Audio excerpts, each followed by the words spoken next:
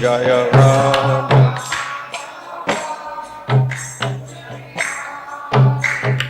Gopi Jana Baba Girivardhari.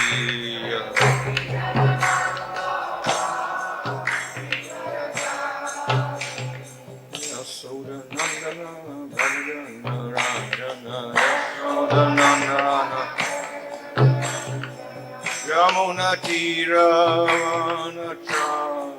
Yamuna Tira Jaya Radha Madhava Kunjali Hari Jaya Radha Madhava Kunjali Hari Hare Krishna Hare Krishna Krishna Krishna Hare Hare Hare Rama Hare Rama Rama Rama Hare Hare Hare Krishna Hare Krishna Krishna Krishna Hare Hare Hare Rama Hare Rama Hare Krishna Krishna Krishna Hare Hare Hare Rama Hare Rama Rama Rama Hare Hare Hare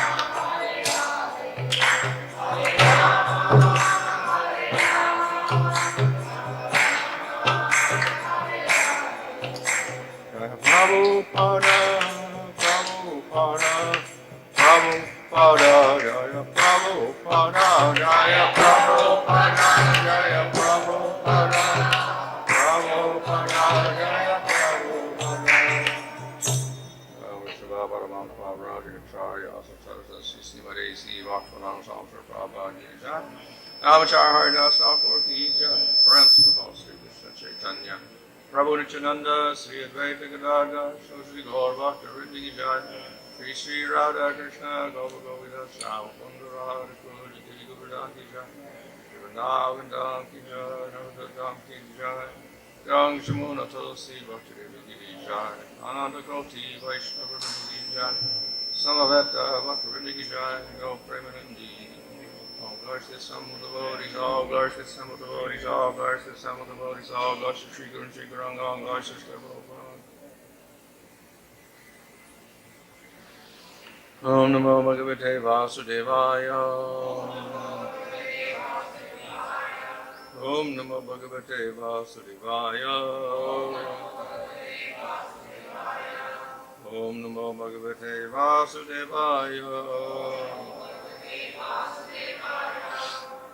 Namo Om Vishnu Padaya Krishna Prasthaya Buddhade Srimade Bhaktivedanta Swami Nityanamane Namaste Saraswati Deve Gauravani Prachadane Nirvana Shunyavadi Paschatadishatadane Sri Krishna Chaitanya Prabhu Nityananda Sri Advaita Gadadhar Sri Gaur Bhaktivinoda Hare Krishna Krishna Krishna Hare Hare Hare Rama Rama Rama Hare Hare. Reading from Srimad Bhagavatam, Canto 10, Chapter 51, Verse 43. Varan Ranishva Rajarshe Sarvan Kaman Dadamite Mam Prasanno Jana Kaschin Nabu Yord Hati Sochitam.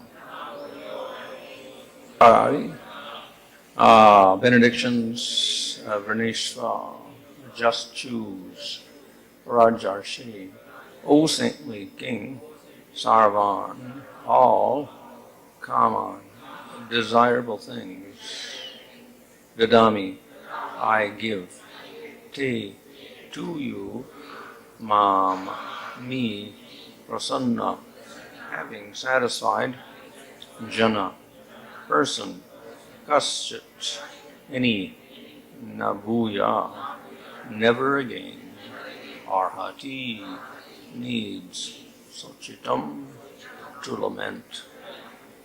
Now choose some benediction from me, O saintly king. I will fulfill all your desires. 1. who has satisfied me need never again lament. Purport.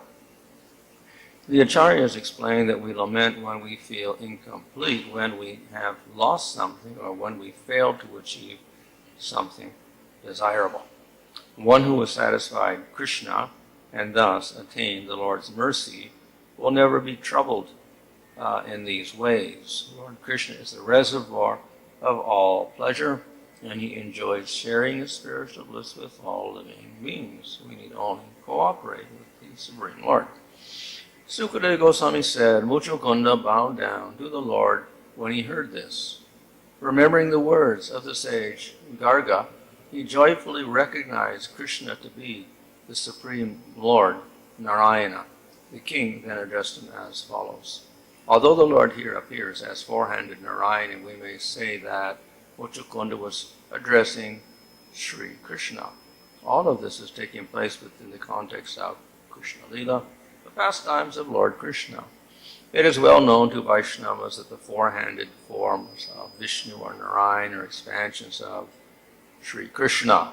Thus, within the pastimes of Lord Krishna, there may also appear Vishnu Lila activities of Vishnu. Such are the qualities and activities of the Supreme Godhead. Deeds that for us would be extraordinary, even impossible, and common, are commonplace, effortless pastimes for the Supreme Personality of Godhead. Srila Sridhar Swami informs us that Muchukunda was aware of the prediction of the ancient sage Garga that in the 28th millennium the Supreme Lord would descend.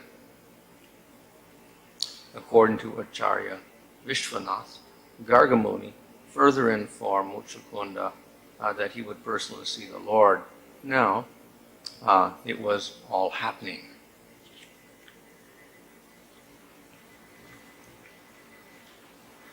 So, as is very common, we see that the Lord offers benedictions to persons when they get to see him.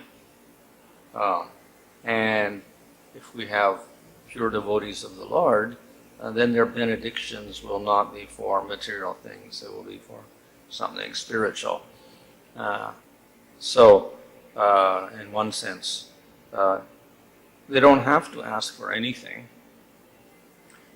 because the Lord spontaneously gives whatever necessary to support, maintain the devotee, nourish the devotee, and give him bliss.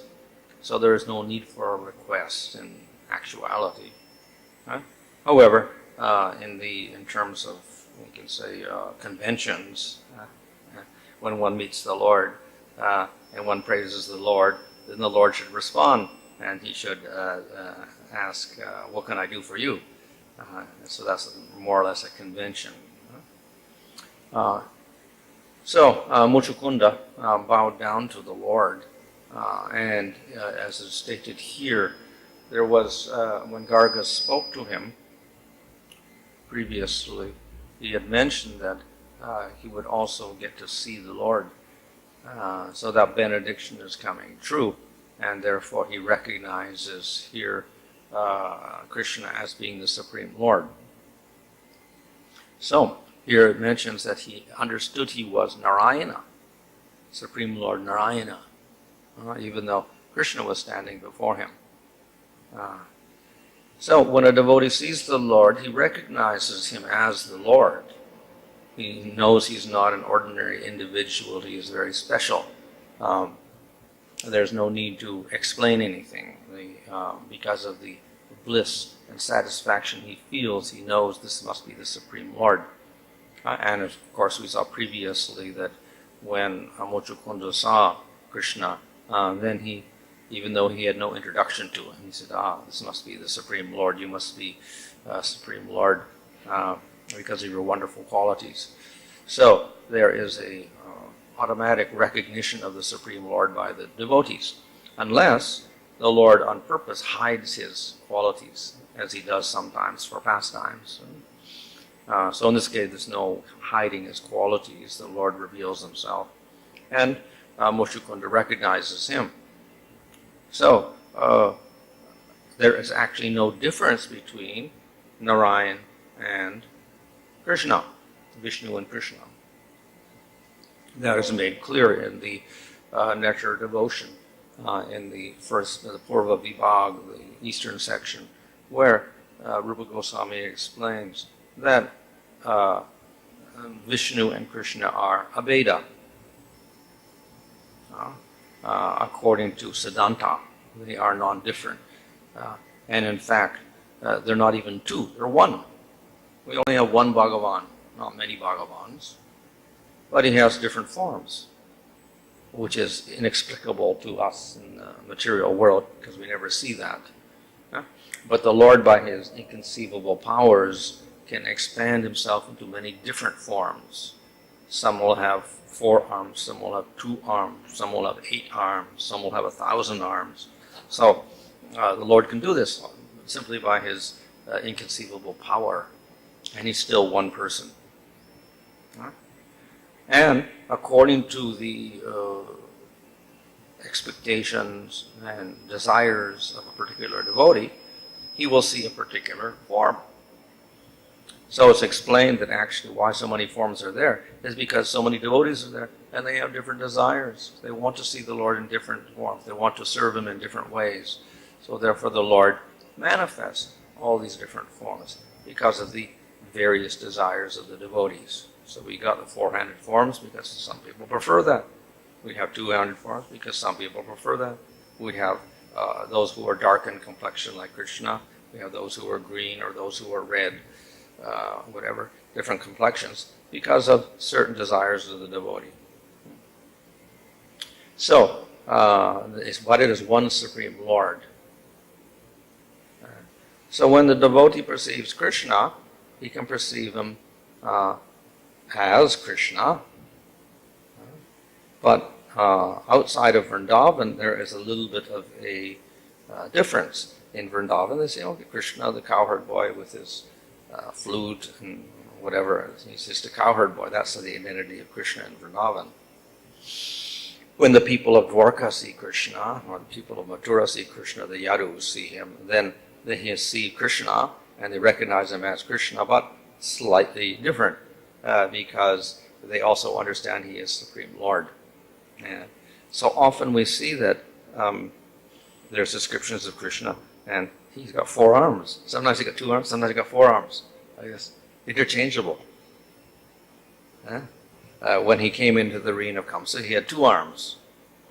But here we see that when he came out on the battlefield to fight Jarasandha and Kalyavana, he had 4 arms.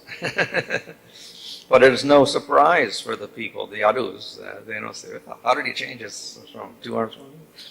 They accept it as an aspect of Supreme Lord, that Krishna can have 2 arms or 4 arms, and he's still Krishna.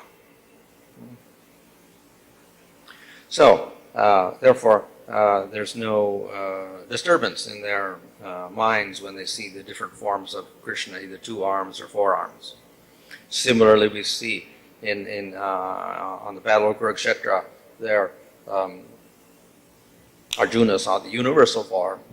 Then Krishna manifested 4-arm form. Then he manifested 2-arm form. Right? And it was not surprising for Arjuna either that he could do that.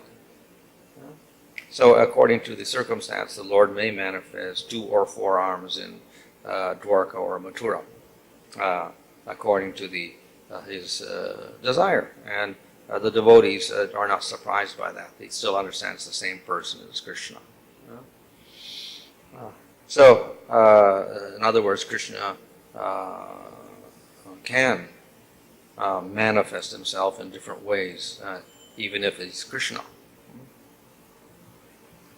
Then we get forms which are slightly different from that. So we get a Vishnu form, which is very similar to Krishna's 4-armed form, but also a little different. It's not exactly Vishnu when Krishna has his 4 arms. He's still Krishna. Then we have Vishnu forms. And there we see, again, there is a difference in the relationship.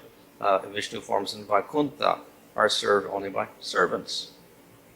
Whereas in Dwarka and Mathura, yes, Krishna has servants and Yarusa and Dasya Rasa, but then he still has friends, and he has the queens in Dwarka, 16,108 queens. So the rasas, more rasas manifest for Krishna, even if he's got 4 arms, than for the Vishnu forms.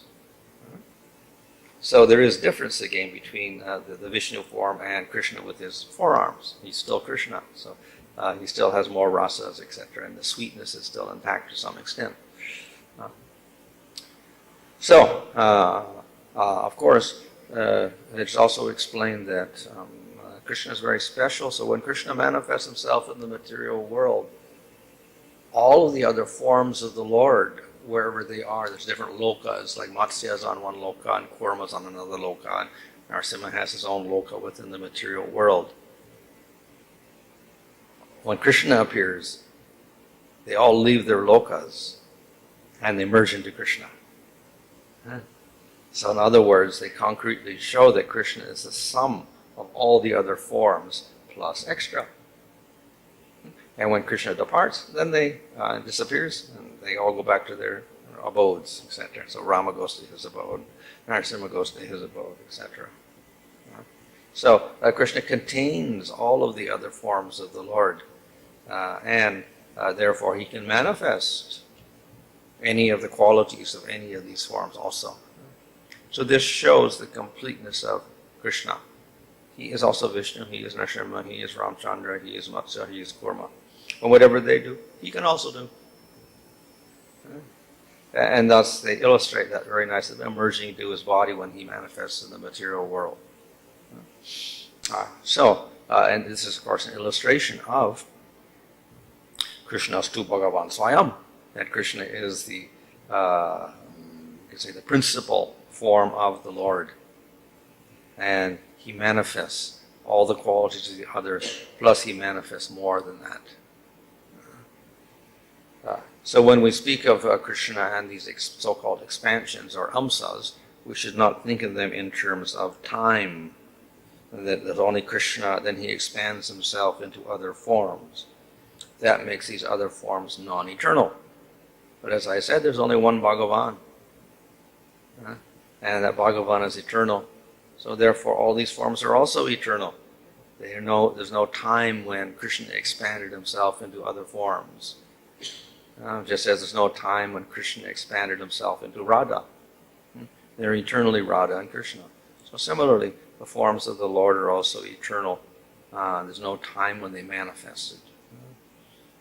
So though they are called expansions, we don't put a time on that. So we call them expansions or amsas simply because they manifest partial qualities. That does not mean they don't have the qualities, because the Lord is the Lord in any case. But they don't manifest them in that particular form. Just as we have a full moon, and then if it's Chaturdasi or Trayodasi or whatever, then less light is manifested. But it's the same moon.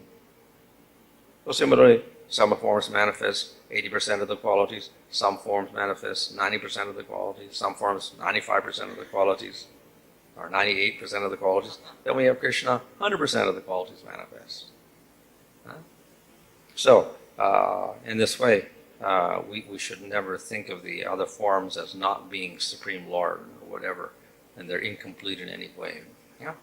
But there is differences in terms of experience of the devotees in relation to these different forms. But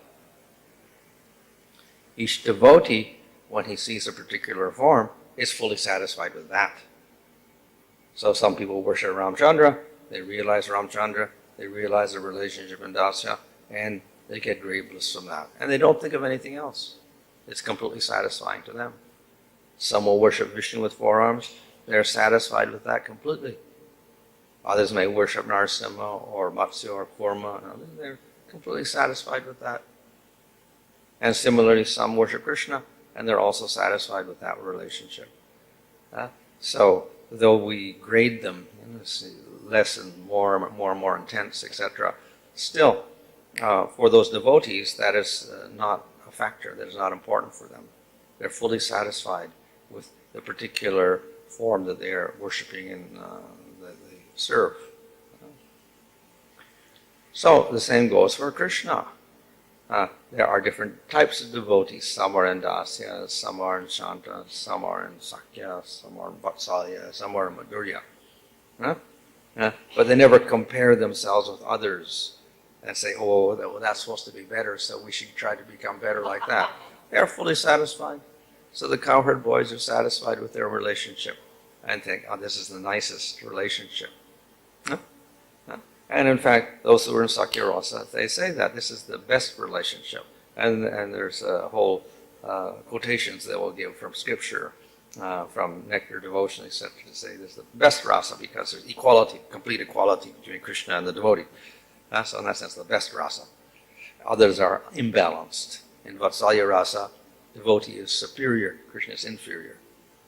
Right? And in Dasya, the devotee is inferior, the Lord is superior. So in Sakya, equal, exactly equal. So the best rasa. So of course, some prefer the Dasya rasa, and they're completely satisfied with that also. Or some are Vatsalya will be satisfied with that. So, though we, objectively looking at it, we put Madhurya at the top and we rank the others below that, the devotees never feel that way. They're completely absorbed in their particular relationship with Krishna, and they're completely satisfied with that. And for them, they don't want anything else at all. They never aspire for anything. So they never change their relationship or change their spiritual body into something else. So there's complete satisfaction with all these different forms of the Lord, and even the different relationships with Krishna. Different devotees get their complete bliss out of the particular relationship or the particular form. So therefore one can never criticize other forms of the Lord or other relationships other than Madhurya Rasa, because they're all valid for those particular devotees. So, in this case, we find that Mochukunda is, he realizes Krishna, oh, this is the Supreme Lord. And of course, previously, Garga didn't really say what form of the Lord he would see. But he calls him here Narayana Devam, which can mean, okay, he recognizes that Narayan is, Krishna is not different from Narayana. But sometimes we can even analyze the names to show that the names of Vishnu are also the names of Krishna, because whatever applies to Narayan also applies to Krishna, because he includes everything. And one meaning of Narayana is the shelter of all the jivas. Nara meaning jivas. Ayana meaning the shelter, so he's the shelter of all the jivas. So yes, Narayana is the shelter of the jivas, particularly because in the form of Mahavishnu, everything goes into Mahavishnu. All the jivas rest there during pralaya, and then they come out again, they go back in again. So in that sense, he's often used to show that Mahavishnu is called Narayana. But, of course, in general, all the forms of God are they shelter the jivas. It's the nature of Bhagavan to give shelter to the jivas. And Krishna is the ultimate shelter, because he's the shelter of all the Narayan forms, as we see in the Brahma Mohana Lila. All these Vishnu forms creating universes were there, and then they all merged into Krishna, and only Krishna is there. So Krishna is the source of all the Narayans who give shelter to all the jivas. Then ultimately Krishna is the shelter of all the jivas, because all the jivas are in Narayan, and Narayan is in Krishna. So the word Narayana can also apply to Krishna himself. Of course, in another way, Krishna is, because he's the most merciful, so in that sense he is the shelter for all the jivas, because he shows his mercy to all living entities more than the other forms of the Lord. All the forms of the Lord are there. Then we have Krishna as Swayam Bhagavan, with his sweet qualities. And then Krishna manifests also greater powers than any of the other forms. And he also manifests more mercy than any of the other forms. So therefore, though that can be illustrated, because we see that if Vishnu kills a demon, what happens? Okay, mercy. He doesn't go to hell. He gets a good birth. Krishna kills a demon, what happens? He gets liberation, or he goes to Vaikuntha. So how does it happen? Mercy of the Lord. Krishna shows more mercy. He gives them liberation, or they go to Vaikuntha. And so we see the case of Putana or Agasura. Extraordinary mercy, even for demons. So, therefore, Krishna also shows the most mercy. So in that sense, he is the ultimate shelter for all the jivas of the material world. Because of that,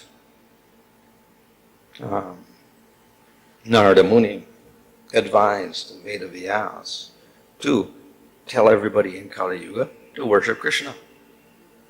Because he's the ultimate giver of mercy, and the people of Kali Yuga are the lowest. So therefore they need the most mercy. So therefore, advise everyone to worship Krishna. So therefore he wrote Srimad Bhagavatam to tell everybody in Kali Yuga to worship Krishna. Why? Because the most merciful. He is the shelter of all the jivas.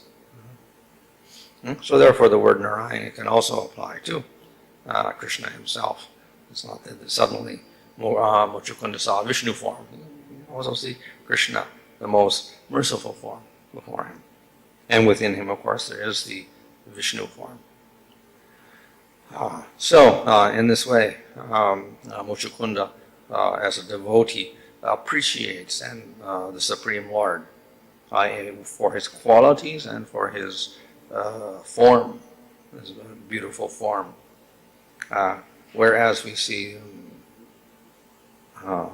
Kalayavana do not appreciate the form, and Jarasandha did not appreciate the form. So the Lord shows himself, but if we're unqualified, we still don't appreciate it, we still don't see him. So for the devotees, get the real nectar, the sweetness from the appearance of the Lord. And the demons are deprived of that.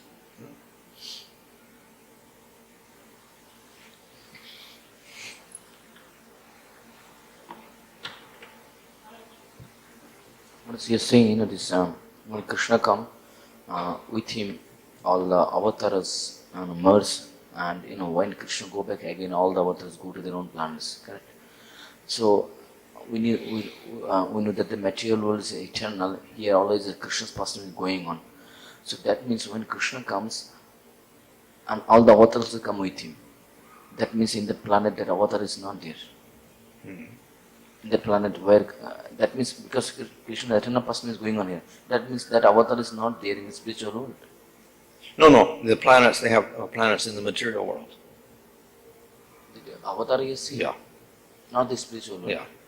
So those Matsya and Kurma, they have their own planets somewhere in the material world. So that avatar who is living in the material world, he only coming, not the spiritual world. Yeah. Another question was, you were saying this according to desire of the devotees, Krishna take the avatar. Okay.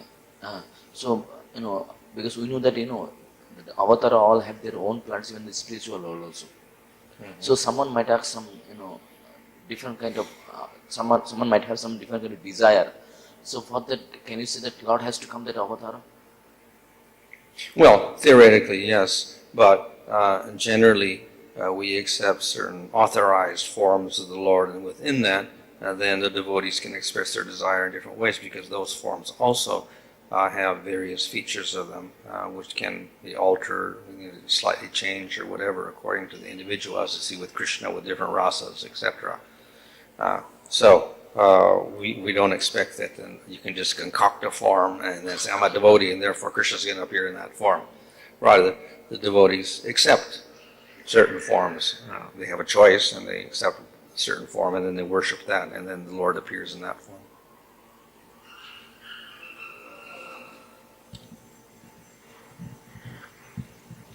The Lord descends, he also brings his eternal associates. So my question is that can the same avatar be existing simultaneously? Like when Rama came here, Treta Yuga, along with associates, in some other planet he can exist in the same time, or What's that? all the associates of the Lord, when they come along with the Lord, to one particular universe, can they exist same time in other? Because Lord is always performing a Oh, yeah. healers. They can be in simultaneous, and they're also in the spiritual world simultaneously. He also sits. Yeah. So they have many forms, even the devotees. Maharaj, you said when Krishna feels all the forms of the Lord simultaneously merged in it. So what happened to the devotees in those material plans? They will be suffering because their Lord is not there. So whom they will serve? They may also appear within the pastimes of Krishna in many cases, as we see from the heavenly planets and whatever. Then they also appeared within the material world in Krishna's pastimes.